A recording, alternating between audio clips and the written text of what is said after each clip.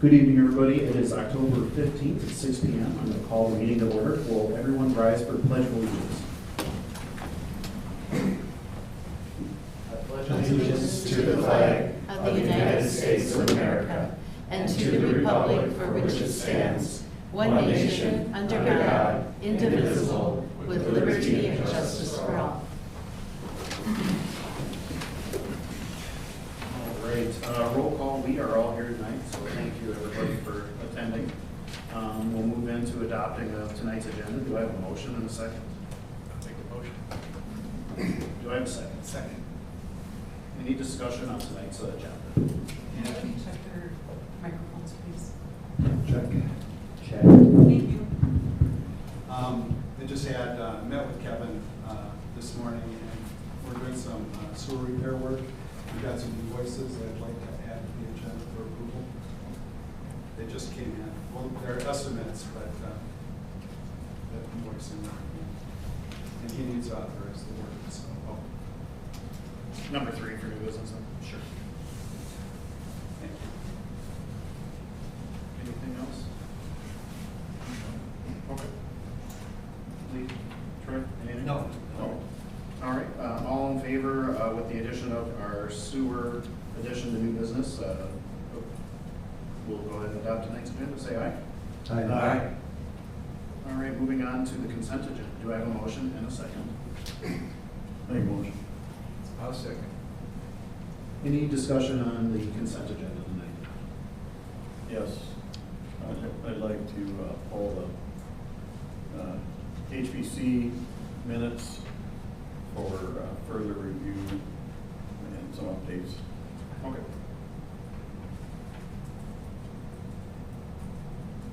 Go ahead and do that. Troy, anything? No, can I just ask what page those start on, the HPC minutes?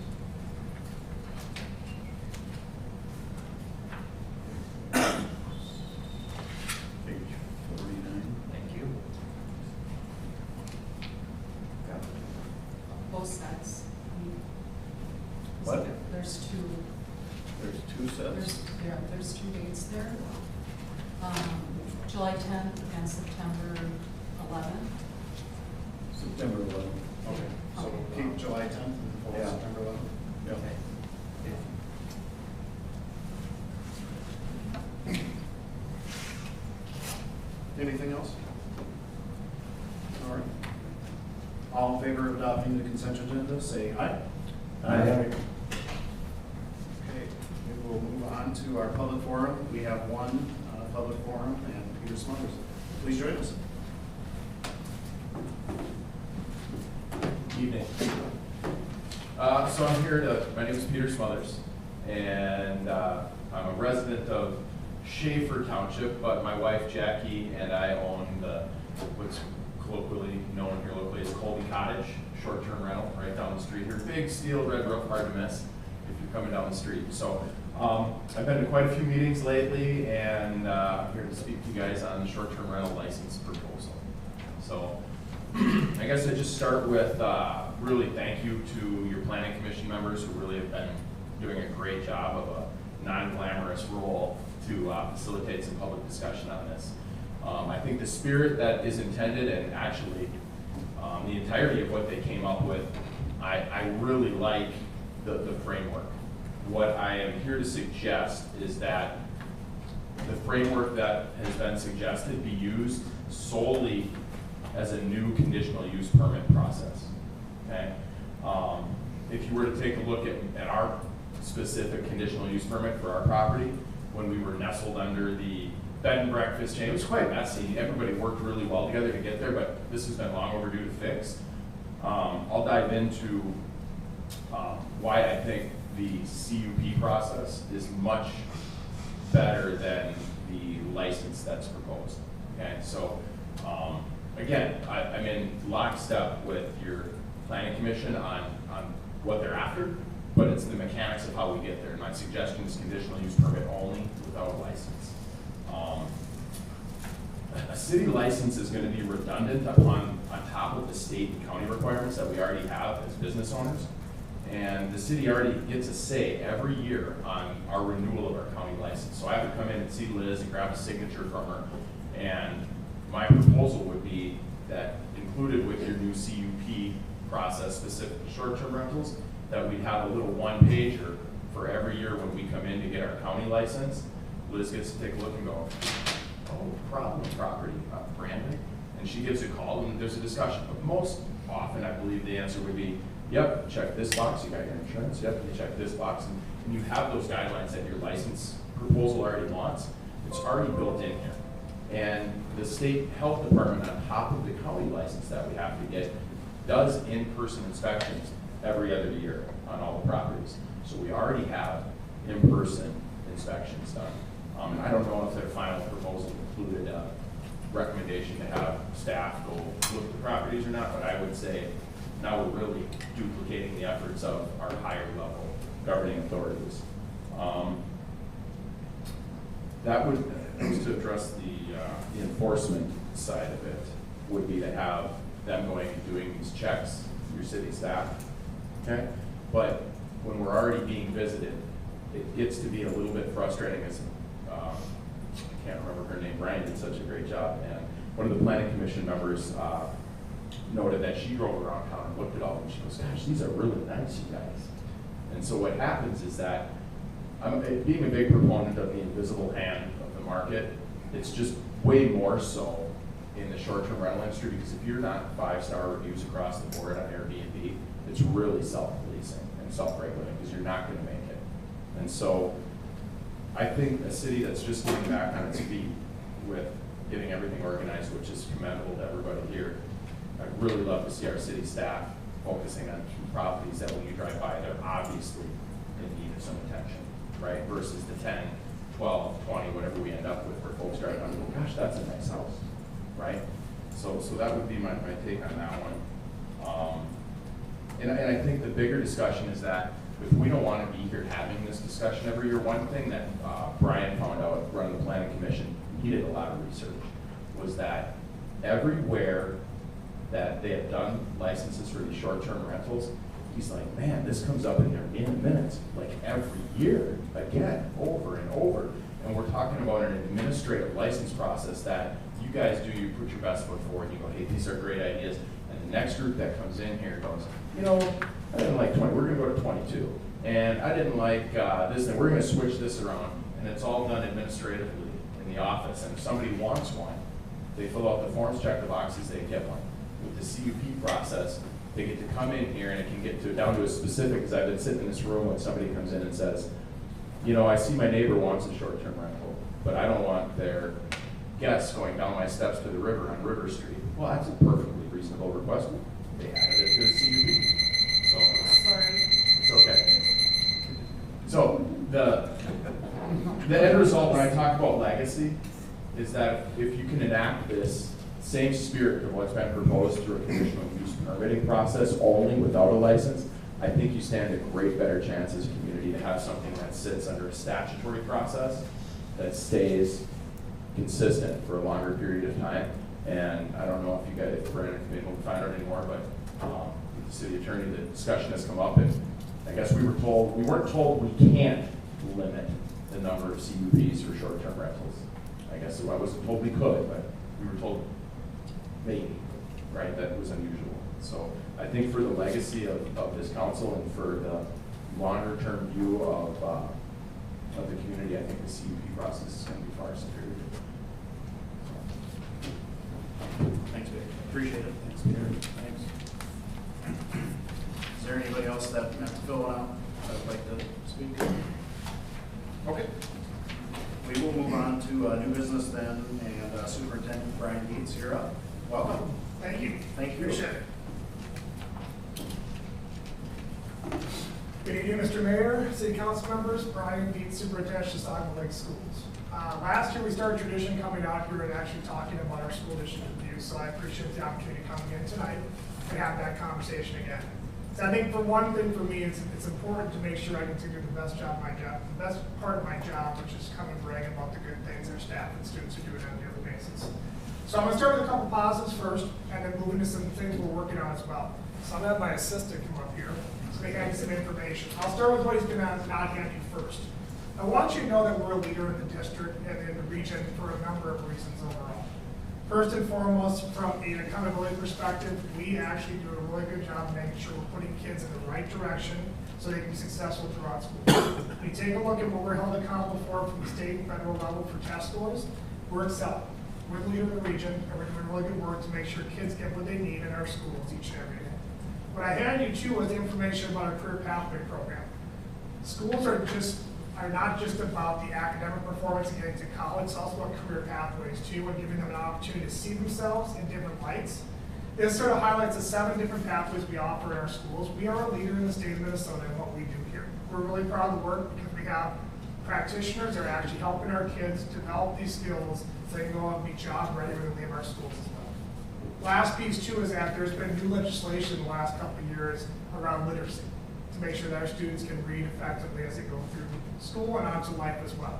I want you to know that we're one of the few districts, probably the 1% of districts in the state of Minnesota, that actually completed the entire training. We started 5 years ago, and we are the leader, which we have the State Department coming in and using our materials to model for the rest of the state.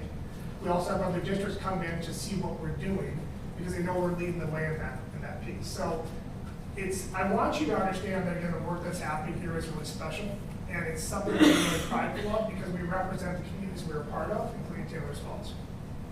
In the near future, some things we're working on right now. We just did a comprehensive facility study plan 6 months ago, and we actually started reporting on that to our school board in the last month here. It's important because, again, it gives us an opportunity to really go into all of our buildings and have an opportunity to see what really the challenges are, what the needs are that need to be met, and to have a plan to really go ahead and execute that and take care of that for the long term. We've already developed a plan, at least initially, of what we would like to accomplish in a 15, 20-year time window to sort of button up some things we need to take care of and address those needs so we can have some confidence in our communities that we can take care of our facilities for the future.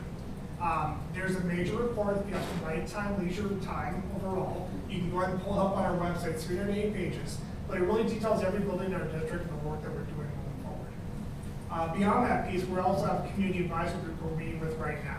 This group of people in our community are coming together to help give us some feedback on how we can proceed with our plan.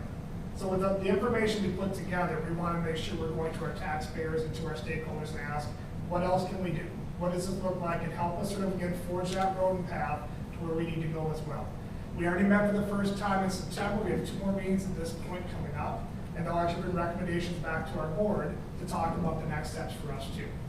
The last piece is that we are going to be starting a strategic planning process as well. We haven't done one in about 10 years, and as many of you probably know, is that things change pretty much every year, especially in the last couple of days. I feel like things change pretty quickly. We're going to make sure we're in the forefront of that by having a good plan to sort of guide our way of what we want to be in the future and how we want to serve our communities and help our students get to their fullest potential and grow. I'll end with this. I just want to thank you for your service as well. I think sometimes it's understated that, again, we have that old adage that it takes a village to raise a child. We need every part of our community to support us, and we know we have that support from our cities like Taylor's Falls. So thank you for your work that you do. Whether you know or not, you make an impact with our students in our schools and our communities, so thank you for that piece. On that note, I will take any questions you have for me at this point. I don't have any. Just a comment.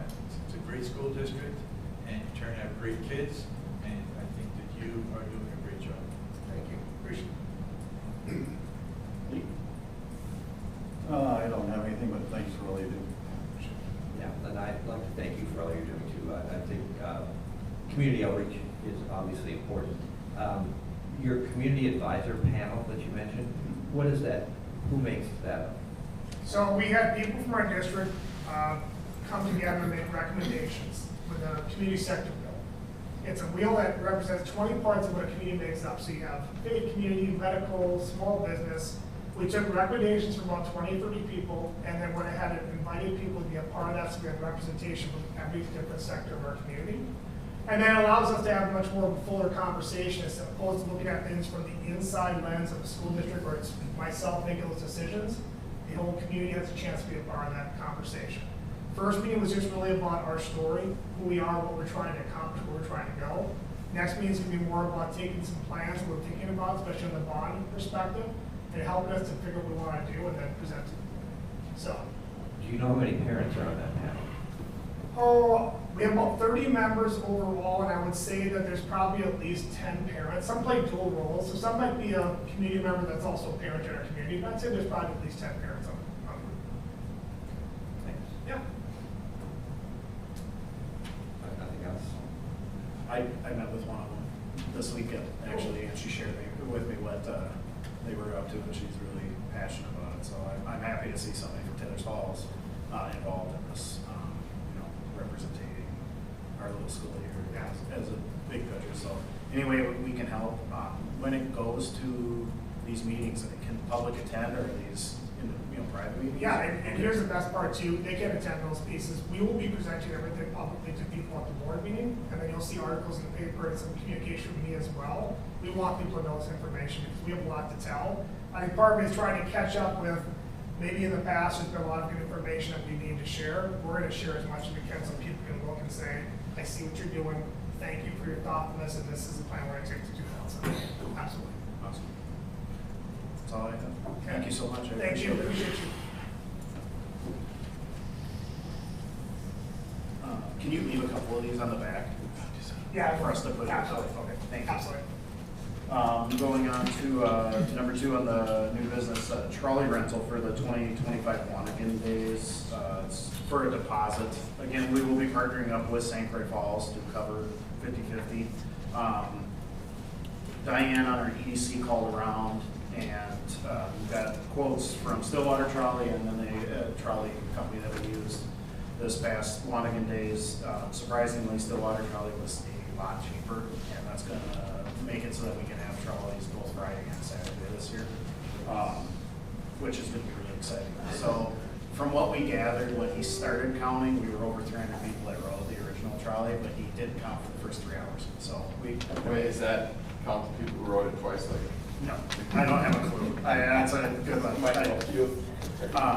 But I'm super excited. We need a $500 deposit, and then the rest can be due, as you can see the dates, by June 18th. So that'll give us time to work on maybe getting some other people to donate and help us cover the cost.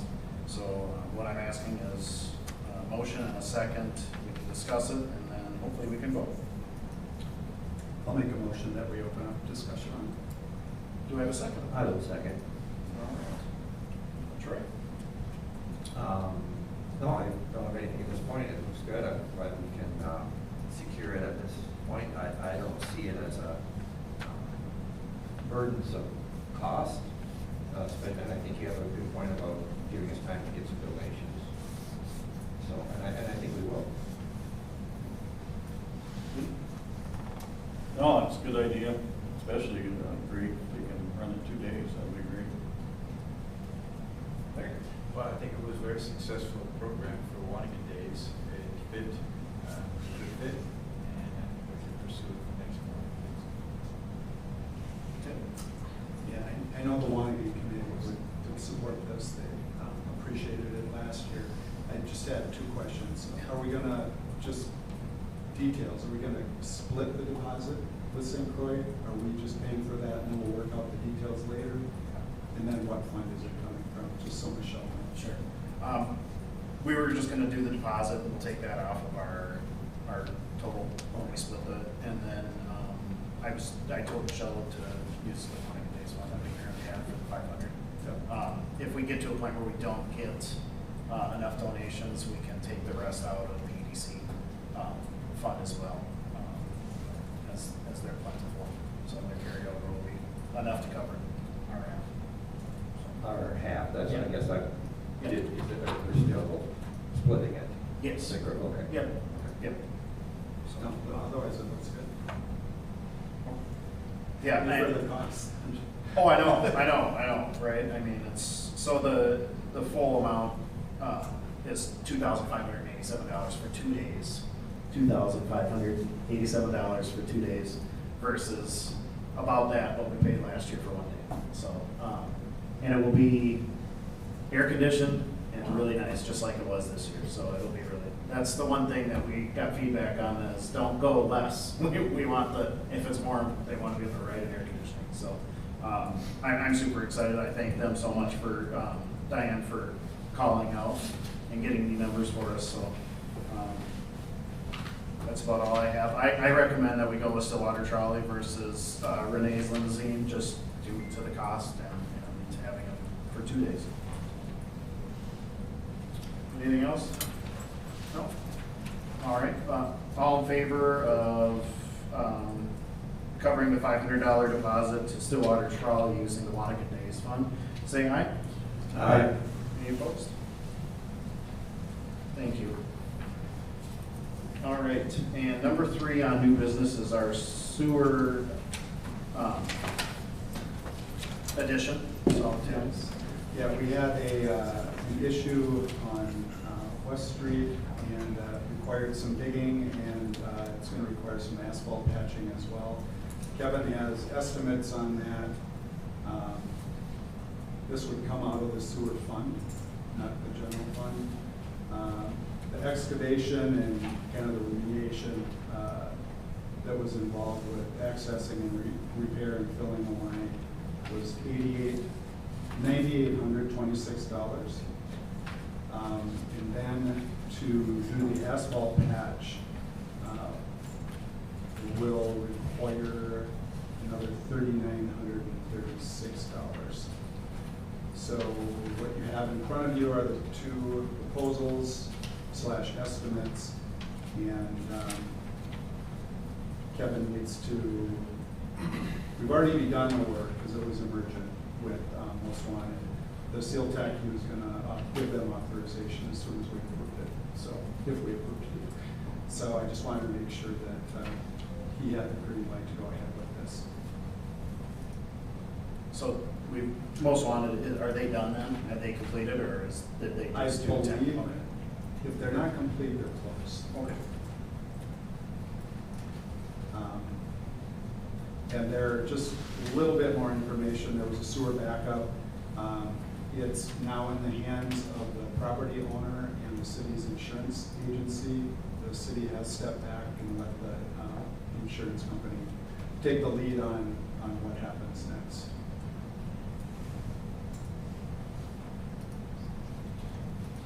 So, 9826 is the full amount, or that's 9826 plus the 3936?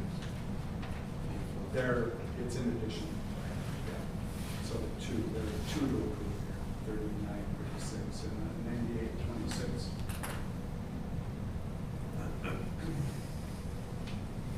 If I can just ask the balance currently, is this accurate? 114, 169.05 in the sewer fund? Sounds about right, yeah.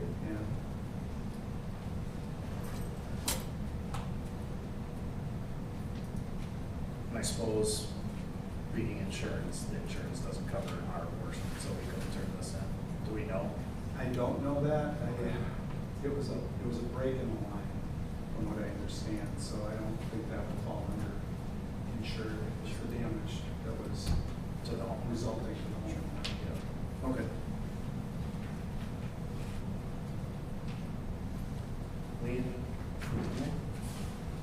No. Looks like they did a good job of it. They got filled in with gravel right now. So, I do have to say, I know Paul's not here, but thanks for Paul reacting really quickly that Saturday morning and getting over there and trying to help as much as he could for the situation. So kudos to Paul.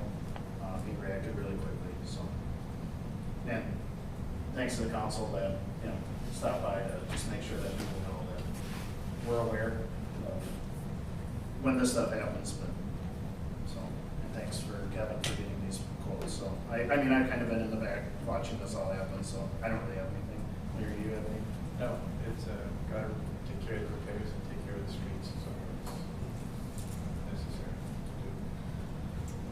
So I'll need a motion. Let's start with Seal Tech. We'll do a motion and a second for the Seal Tech invoice, and then a motion and a second for Most Wanted. Okay, I'll make a motion that we approve the work proposed by Seal Tech in the amount of $3,936. Do I have a second? I'll second. Any other discussion on Seal Tech? All in favor of approving the Seal Tech bid for $3,936, say aye. Aye.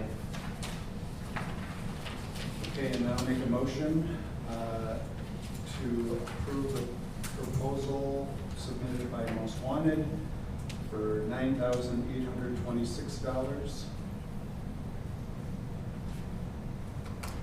Yeah, I will, to come out with the sewer fund, I will second that. Any other discussion on the Most Wanted, please, our proposal? Okay, all in favor, say aye. Aye. Thank you. Thank you. All right, moving on to old business. Number one on the old business will be more discussion and possible approval of the 2025 staff health benefits. We had discussed last year, and then we discussed during our budget meetings. The employees have came to us and they would like to have health insurance provided by the city. Since I put this on here, I'll make the motion that we discuss 2025 staff health benefits for possible approval tonight. Do I have a second? I'll second. Thank you, Tim. In the packet, you'll see that we have the Health Partners options, two different ones, really pretty similar. There's not a whole heck of a lot. And this is for Sherry, Michelle, Elizabeth, and Kevin. Paul has benefits outside of the city, so. And he is welcome to join it, but that would change this, obviously, so this time around he can't. So it's gonna still be like open enrollment like most of us have, so. With this paperwork, we do need to get it in before, I believe, December to make sure that we are ready to go, so that they can start right away in January. So, Tim, I'll start down here with you, and we'll just kind of go down the line and talk. Yeah, I'm going to propose, and I'll explain myself more thoroughly, but I'm going to propose that we table this for now until we've had our next budget meeting. Time is somewhat of the essence. I talked to staff today, and we want to make sure, I think they requested it by the 10th of the month, but since everybody is to start the next month, and since everybody is new, there's a little anxiety around that, so the sooner the better. So we don't want to wait until December 10th, for example, but preferably get it in sooner than that. One of the reasons that I would suggest tabling it for now is we haven't finalized our budget. That's the primary reason that I would propose tabling it. We have our budget meeting, next budget meeting on a workshop on the 30th. So what I would like to see is us talk about this more thoroughly then. And then at our first meeting in November, have it on the agenda to approve this component of the budget, at least approve this so they can get the paperwork in and get things ready to go for January 1st. I've not yet been able to complete the wage and benefit assessment that we got access to. It's a little more cumbersome than I had hoped, but I'll have information ready for our budget meeting on the 30th, so we can talk more about that. I've plugged in the new numbers, the actual proposed numbers instead of an estimate, into the budget worksheet, so we'll have that available to us on the 30th as well.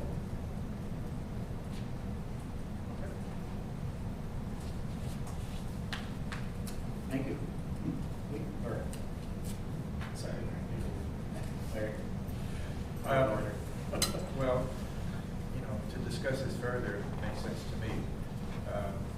I'm just looking at two totals here, but I don't know any explanations for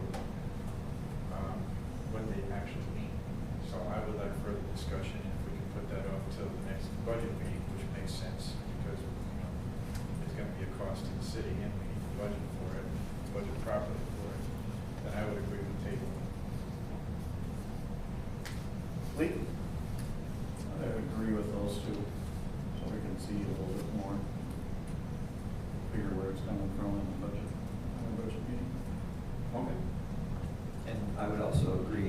to table this. One thing I would ask is, and I agree with Councilmember Julian, I mean, when we see this again, can we have some other options? What are options? What could we see differently?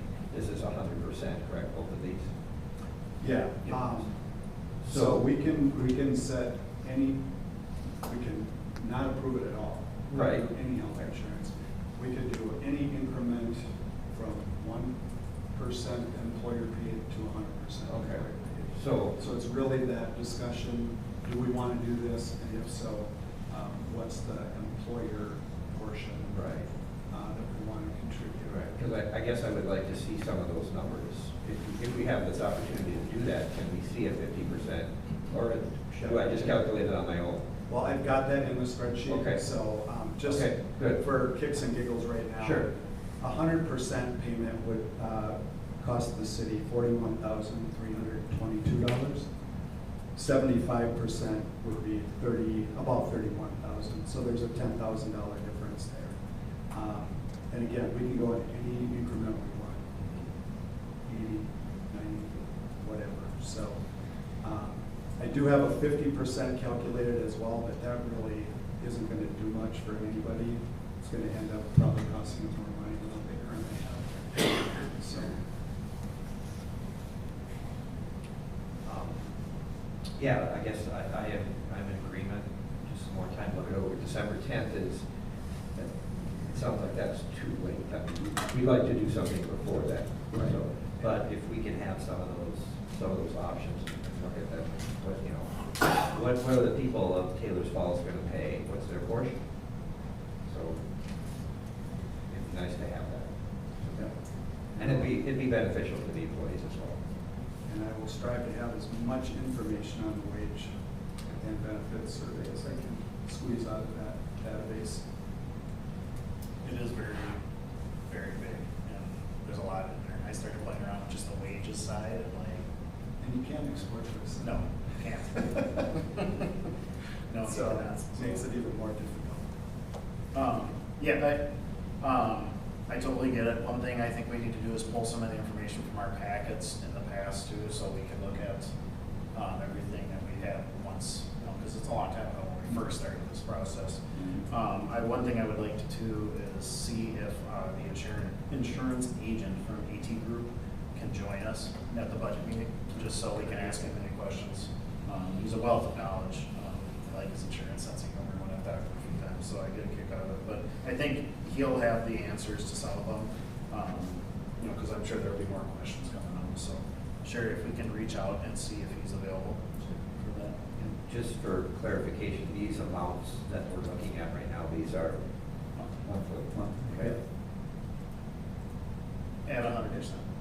Right. And in the original budget work that we've been doing so far, the numbers weren't quite accurate. They were pretty close. We just added 5% to what was proposed, and they came out pretty close. But we've been working in our budget with 100% employer paid. So.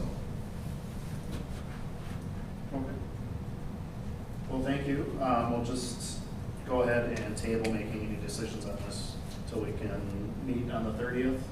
And that's at 8:30, right, Sherry? Yes. And so if anybody wants to come to that meeting, that'll be our budget workshop. We can't increase anything, we can only reduce now. So that's the name of the game, is trying to get the taxes lower than Lindstrom's at 8, so we want to try to strive for below that. But Truth in taxation is December 4th. 4th. So we need finalization on this before the 4th, because we'll have to approve our budget. So, thank you, Tim. You're welcome. Okay, we'll go ahead and move on to our big topic of the night, the addition of a short-term rental license ordinance. We'll start with letter A and then move through them all for discussion. And keep in mind, we can change things, we can work on them, we can table it. We don't have Elizabeth here with us, so if we wanted to wait for her, we could do that too, but the moratorium ends the end of November. So if we do that, we just need to know that any changes we make next meeting, we have to. Oh, sorry. I need a motion and a second to open discussion. I'll make a motion to open discussion on short-term rental ordinance. And I'll second.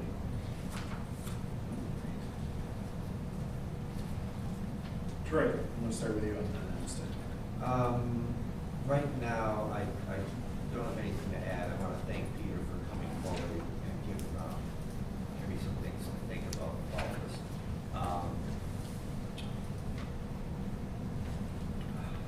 I did have some,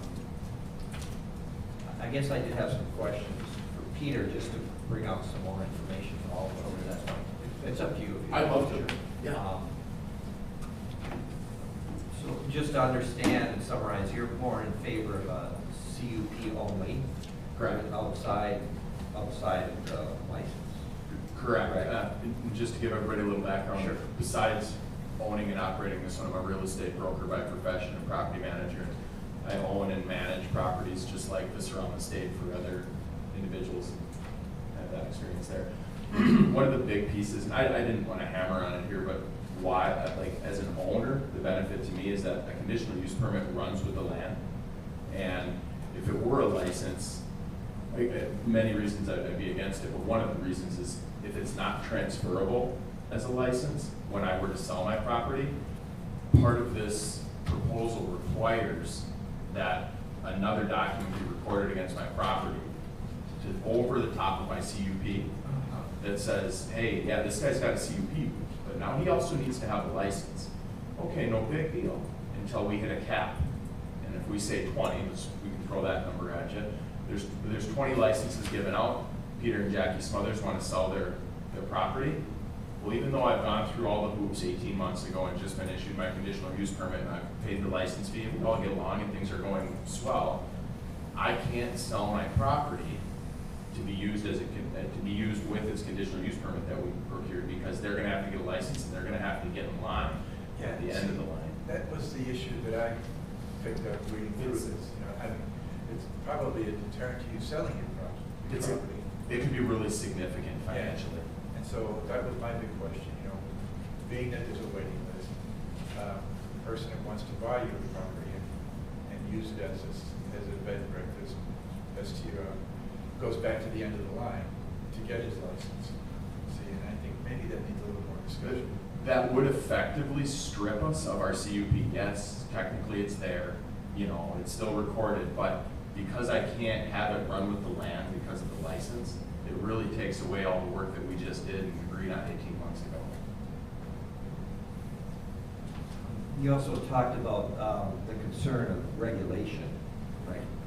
With the state already or county coming in, and then you mentioned the city staff. It sounded like you were opposed to city staff coming in.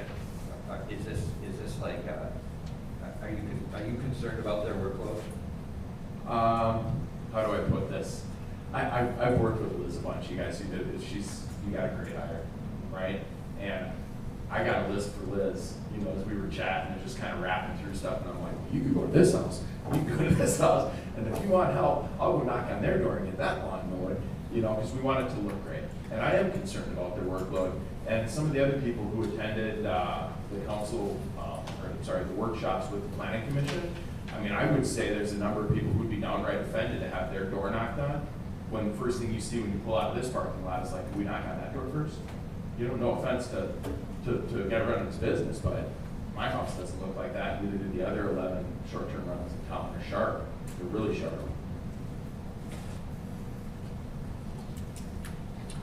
That was all I had at this point. Thank you. I think I would be in favor of discussing this a little more, kind of went through it, but other than that, I'm interested to hear what everybody else has to say. Lee? Yeah, I don't think everything.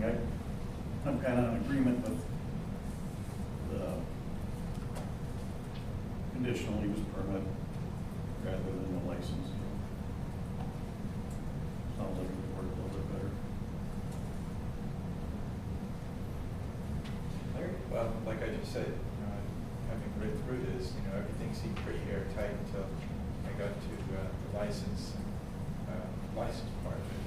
And that just seemed to be an obstacle to, if you want to sell your property to somebody else, then the next person would have to go to the end of the line to get their license, well, and take care of that sale. So that probably needs to be discussed a little further.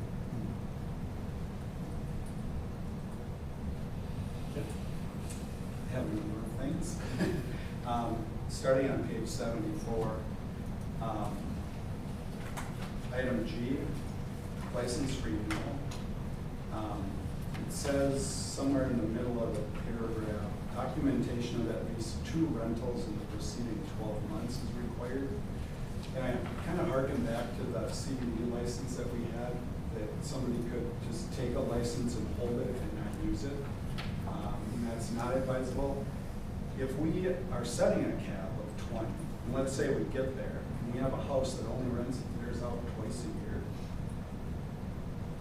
that's a little low to me, because you're prohibiting somebody else from getting a license. And I would say either we get rid of the cap, or we do something different with this requirement.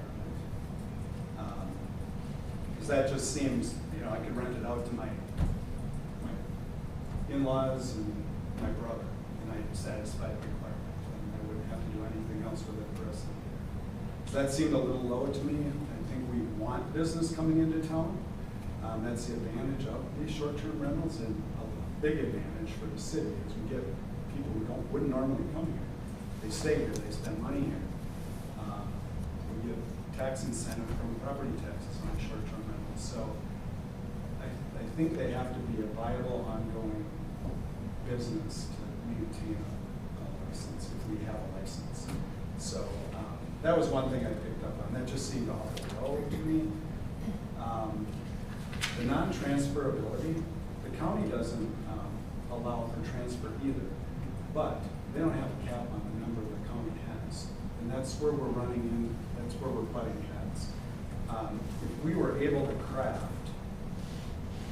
language in here that would say that if Peter sold his business and the new owner had 45 days to submit, for example, to submit a request for a license before going to the pool of those who are kind of on hold, I could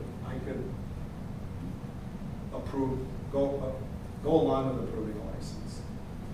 But if there's a waiting list and the new owner goes to the back of the waiting list, that's not fair to the owner at all. They've invested a lot of money into these homes to make it a viable business. It's like telling Romaines that if he sold his business, you've got a waiting list for other liquor licenses, and we can't guarantee that the new owner of your business is going to be able to open a bar. It just doesn't make any sense to me. So if we can keep the non-transferability, but give an out for a new owner of an existing short-term rental to get into the queue ahead of everybody else, that would be my preference. That's on page 75. Further on page 75, F2, multiple family dwelling units of 5 or more are limited to a maximum of 2 short-term rental units of license. And I do wish Elizabeth was here, because when I read the county ordinance, they only allow 1 short-term rental per parcel. So this would be going against what the county, the way I read it, this would be in conflict with the county ordinance. I can tell you why that's there, because we have an individual that's waiting for her. I'm just letting you know. This is why I can't really talk much anymore at the zoning meeting, so I just kind of sit there, even though everybody directs everything at me after that. But that's why they put it in there, because we have a apartment building down past the Dragon that would like to let to it. And so, Well, we already have, didn't the Chisago house? Chisago has 2? 3 out of 4. Yeah. So in Elizabeth's staff report, it said the most restrictive covenant or ordinance supersedes any other. So Yeah. it seems the county would supersede ours. So I don't know how we resolve that. Sounds like we might have to work with the county.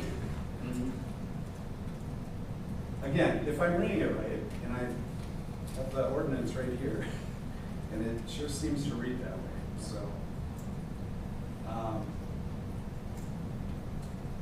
And the limit of 20, I don't know. I trust the market too.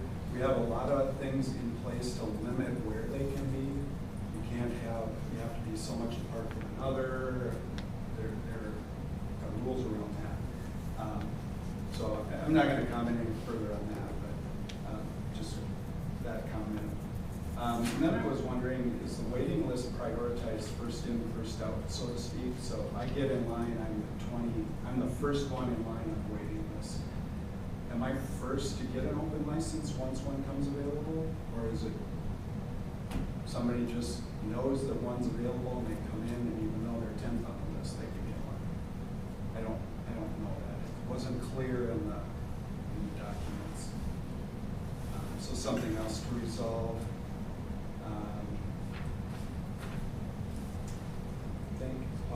And then I think the fee schedule is a little bit out of line. If we keep a license, $650 for the original license, a hotel motel license is only $150. And they could have, I don't know, how many units do they have? They could have 20, 30, 50 units, and we're talking about one residential type unit that's quadruple the cost of a motel license. So I think that's too high. Most cities that I saw that had license requirements, most of them were way lower than that. Most didn't include an origination fee, if you will. The renewals range anywhere from $25 to $650, I think, or even higher. So I think the fee schedule is a little off. And remember, they're paying for a CUP as well. And that's a pretty rigorous process. That's where we need to adjust our fees. That requires a lot of city staff labor. And right now, that's set at $150. So we really need to revisit that. I would rather see us increase the conditional use permit fee than to charge a short-term rental that kind of origination fee. The renewal fee, and if we keep a license, $100 isn't a big deal. We're not making a lot of money on it. It does involve a little bit of staff time, so I'm okay with that. And there is a Chisago County fee to remember as well. That's $300. And as Peter mentioned, the county does require the city to sign off on the renewal form. I didn't see a state fee. I don't know if the Department of Health charges something, but it wasn't in the statute for short-term rental. It's under hotels. It's under hotels. Okay. But it's just like we're piling on costs for business owners. Not a real big fan of that. I think that's all my comments. I would propose tabling it until Elizabeth has a chance to review our comments and come back and have some responses for us. If I can, I'm just going to press Councilmember Litt for some numbers. The license fee, so we can move this along, what would you suggest? Do you have a suggestion? I don't know. I just threw out 200. It Okay. seemed like the CUP, I have no idea. I mean, it kind of depends. I don't know how other cities do it. I'm not familiar with it. Okay. But it could be something very simple that doesn't take much staff time at all. Right. Or it could be something really comprehensive and rigorous that take a lot of time. How long did the CUP process take for you? Well, it was the glory days here, right? So it took a while, and there was a lot of work, and everybody was very agreeable and helpful, but it's a process. It's involved. And then on G1, I'm going to go back up, Tim. G1, you mentioned, right now it's at 20 licenses, right? So you're discussing a cap and saying you trust the market. So do you have a number there? Are you happy with 20, I guess, is that what I'm a little bit ambivalent on the cap, because I think there's a saturation point. I don't know what it is. But it gets to the point where you're not gonna be able to competitively operate a short-term rental, because we're not gonna have 40 short-term rentals in the city of Taylor's Falls, because none of them will be profitable. Unless there's some tax thing that people are trying to get through, and they're only gonna rent it out twice a year, and just using this for a tax write-off, and that's not what we want. Yeah. What piques my interest, I guess, is when you said you trust the market, and I right away went, okay, is he talking about the short-term rental market or the housing market?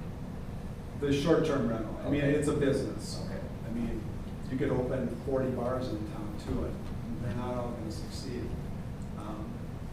So, I think you make a good point on the county ordinance, conflicting with the city on F2, and I think we should really track that down, or get some more information on, what we can do. But, I don't know if you have anything on that, Fritz? What's this one comment? Just the contradiction between the county ordinance and what we have there. would it help if I read Family dwellings. what the county ordinance Well, states? the issue that's there is whether or not the county ordinance actually supersedes the city or municipal ordinance. And my initial reaction is that it would not. Okay. Usually county ordinances, especially when they relate to zoning issues and this kind of regulation that's going on here, they apply in uncivilized areas. In other words, ones that aren't governed by a municipality under the statutory cities provisions of Minnesota law. So that was my initial response to that. And some of this layering on, I think, might just be a bad habit as far as this city is concerned. But again, that's something that can address. Health regulations are a little different, but I don't know if this would apply. I've been viewing this as a zoning type regulation, primarily. In most cases, the city supersedes the county. Well, that's good to know. Because it doesn't differentiate between townships and municipalities. No, I mean, it's So, just, it's just the county. world, when you're the Yeah. county, but their world gets bounded by municipalities within the county. It actually even goes further. If an individual owner owns multiple parcels, adjacent parcels, it applies to all parcels. No, it's, So- the county has, if I could suggest, the county has its own series of ordinances that apply.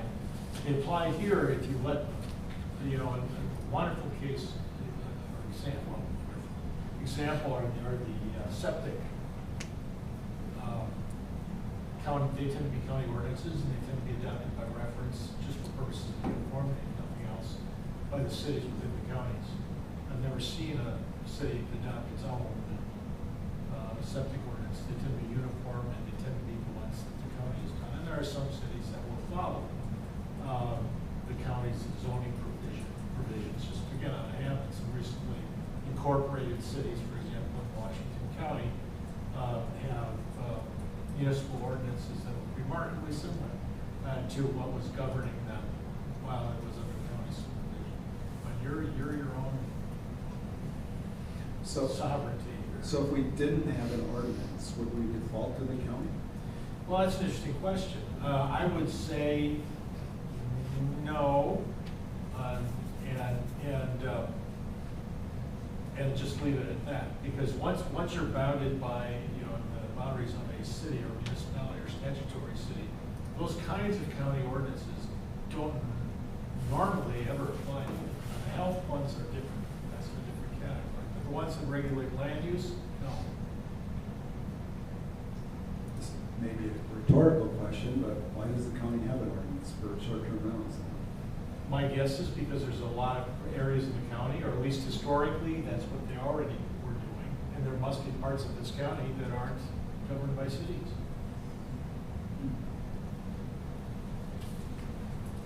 And I for the I education. apologize for not knowing where those are. But, you know, that's what happens with the zoning ordinances. And in most of the state, by the way, is regulated, most land in the state is regulated by the counties for just that reason, it's townships.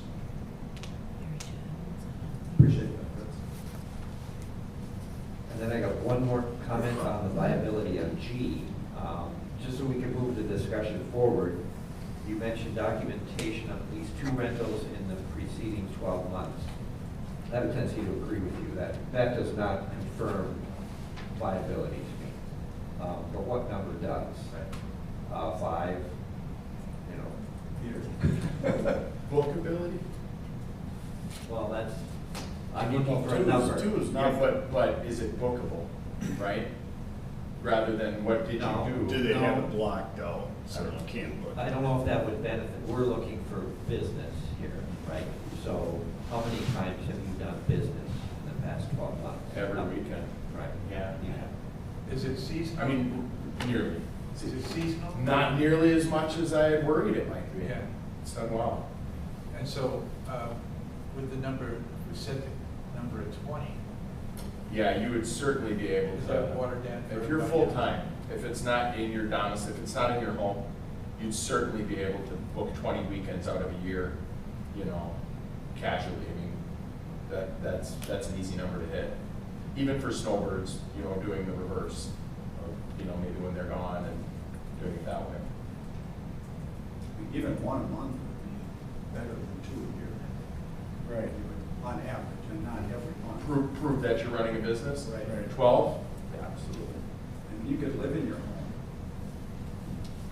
move out for 2 weekends, and call yourself a short-term rental. I don't know what the advantage of that would be, but And in my mind, whatever number you have there would be something that you could have on that form, the 1-page form. Hi, Liz, I need my signature for my county license. In my mind, of my CUP that I'm just entailing, not a license. And here's my rental proof, right? Whatever number that is goes on the 1-pager.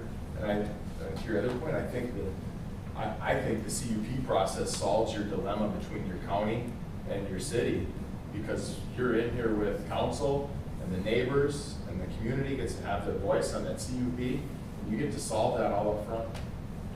yeah, I'm a fan of the CUP. I really think that's a good process for us, and especially the concerns our residents have about, you know, oversaturation of the short-term rental market and its impact on other aspects of the community. The permit, I know, they'll end up so those were all my comments. 2 things. I mean, we got into this because residents don't want too many. And again, 20 came from me just saying, how about 20? Really, that's how it came out, right? And so we just went with 20. There was no thought process that we could change that to 100. I mean, I don't like controlling markets either. I'm not. I think people want to run their business. If they're not making any money, they're not going to keep on doing it. And you can say that for any business, you know. But we got to keep that in mind, that the residents did want some type of thing. I don't know if a license fee can do that, or a license would do it, but can we, I mean, the CUP process, I've been watching how long it takes. It is not, you know, quick. Can you limit CUPs? I know we've talked about it, and I know we talked about it at one of the zoning meetings. I mean, I suppose in theory you could, for the right reasons. I've never actually seen it happen, but you could. Yeah, you know, there's some things here, and I think everybody's gravitating towards waiting until Elizabeth comes back from the hearing. Between the lines here, that's probably a good thing. This was exhaustively debated and talked about in the planning commission. I certainly don't want to send you down that path necessarily right now. Part of the problem that you've got with CUPs, though, you should keep this in mind, is you've got some conditional use permits out there that were granted, where I would say less thought that would occur now was put into making this happen. So the kinds of restrictions that are now part of and parcel to what they have attached to their properties are really nothing you can control unless you do a review process. And your only option under those circumstances, you do a review process. If you don't like what's going on, then you pull a conditional use permit. That usually involves people showing up with lawyers. That usually involves a record and all that kind of thing. So you're taking away a property right. So my understanding here was the idea was to get some uniformity in regulation with using the permitting process for that purpose. I don't think there's a real problem, as I see it, by having, if you're selling your property and you've got a CUP, which is the underlying requirement, and you've got a license, I don't see a problem. This is going to be an annual renewal kind of thing, allowing that license to continue to the end of the year and then allowing the city to do some scrutinizing. And that's not necessarily a problem at all.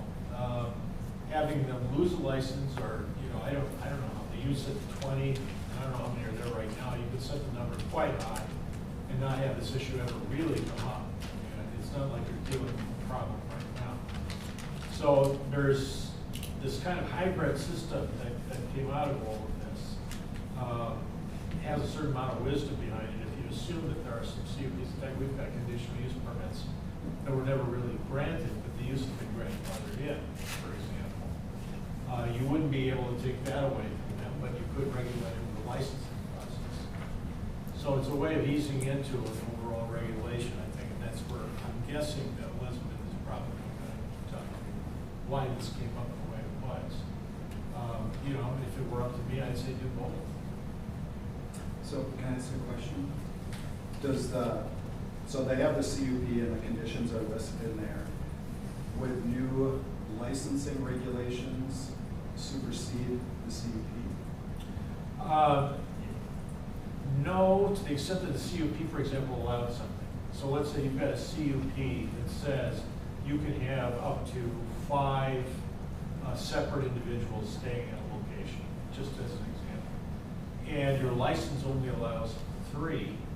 The CUP under those circumstances, I think, would supersede the requirements of the license. That's my initial take on that. But, that's the kind of conflict I can see. And I think if somebody has that as a property right, they've got an argument that licensure is restricting their property right. But the trick is to make sure that whatever licensing that you do provide doesn't get into those kinds of weeds and take on some requirements. And one of the things we may want to think about is, okay, what kind of things, because we know this is always going to be the property, that this can always be transferred. What kinds of things do we want to think about that should be attached to the property? And what kinds of things really don't need to be? Regulations about number of pools, I have no idea. But, something like that could be handled on a license basis. But what I would consider to be more serious stuff, having to do with traffic, having to do with hours of operation, those kinds of things that are normal CUP kinds of things, is something that you may want to say, okay, that's what we want when we're doing our CUP stuff. And the licensure stuff is more routine. Do you have a license? Or do you have insurance, for example? And, let's say that it's only CUP regulated, and you manage to drill down and get everybody to agree as a condition of their CUP that they have to have insurance. Makes sense. And somebody decides to go without, and so they don't have insurance. So you don't like that? What are you going to do to stop it? And the answer is the only thing you really can do is have a hearing, notice everybody, and then pull the CUP. That's the only option in those circumstances you would have. I think you've got more regulative options in the licensure. At least that's what I'm understanding as this is all going forward. This is quite unique, I think, in how it's being handled. It's interesting from my point of view, so you know. But I don't think it's either or. I think the two, but you are going to have to, as you get into regulating, you are going to have to think about what kinds of things do we think are more proper and appropriate for the CUP, and what kinds of things are maybe more routine or general that would be appropriate for licensing. Now, one last thing, Mr. Mayor, I didn't mean to take this time up. The one last thing on this is the question of whether you can limit the number of people that are engaged in this by using licenses. And you know, if this were a use that were allowed all over the city under conditional use permits, but you had everybody in the city that can do it, then it might make some sense to use the licensure process for that purpose. But I'm going to suggest that what you want to do is you're thinking about what we're going to regulate under one and what's going to be involved in licensure. You may want to think about that question and where you want to put those limits. And there you can actually limit to parts of the city and all the rest of it. I hope that was helpful. I don't know what did long. That was helpful. Thank you.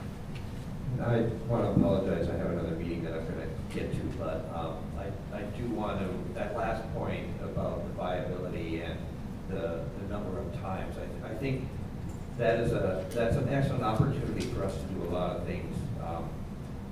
Not only regulate or watch over everything, but we can also see what the market's like with that, right? We're letting the market kind of help us make our decisions in regulating these short-term rentals.